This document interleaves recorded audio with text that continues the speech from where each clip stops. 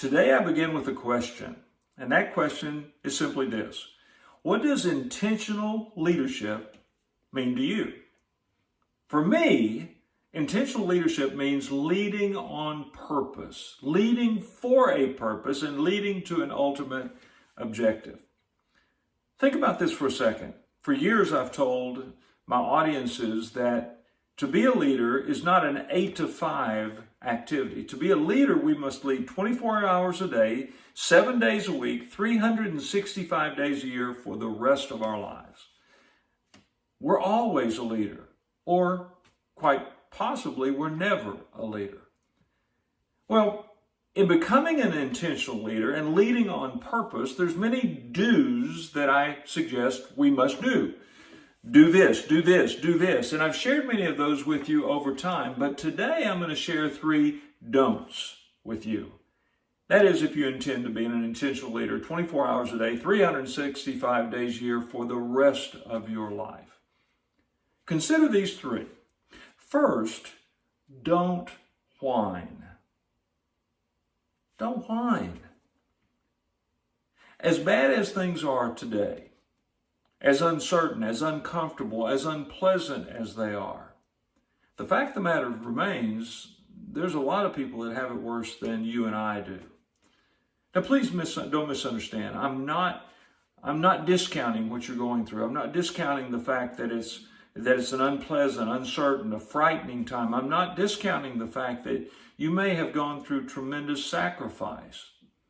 But keep in mind, there are people that are going through this period at the same time we are that are sick with this virus, or that have potentially lost loved ones to this virus, or maybe they haven't experienced the physical effects, but they're feeling the emotional, the financial, the professional effects. They've lost jobs, their businesses are decimated, their life savings are in question.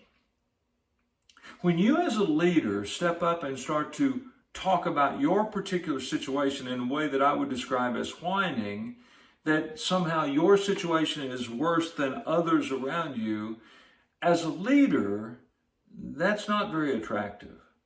In fact, I believe people will be repelled as opposed to drawn to you.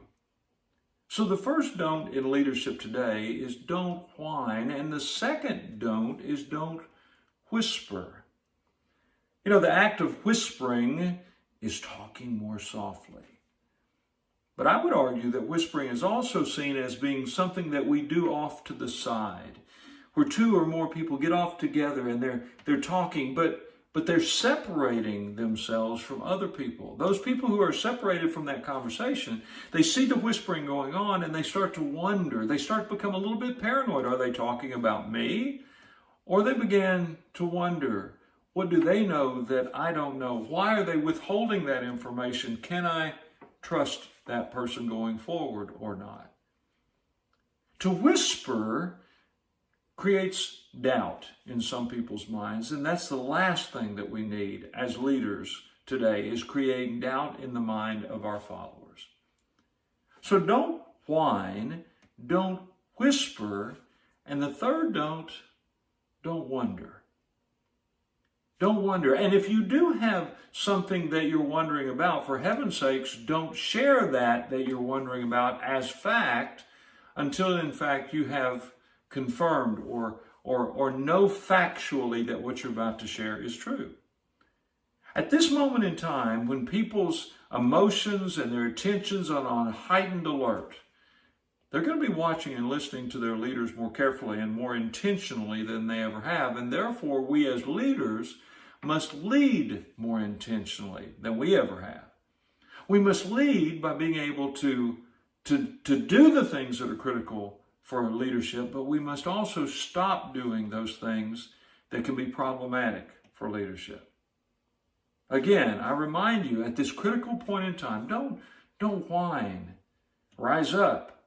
Join with other people. Share what's going on. But don't try to position yourself as being worse off than another. Number 2, don't whisper. Information that needs to be shared publicly, but if it's not to be shared publicly, don't stand off in a corner and send mixed messages. And then thirdly, don't wonder.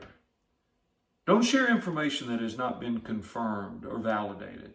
Make sure that when you open your mouth and people hear from you, that they know that they can take that information to the bank.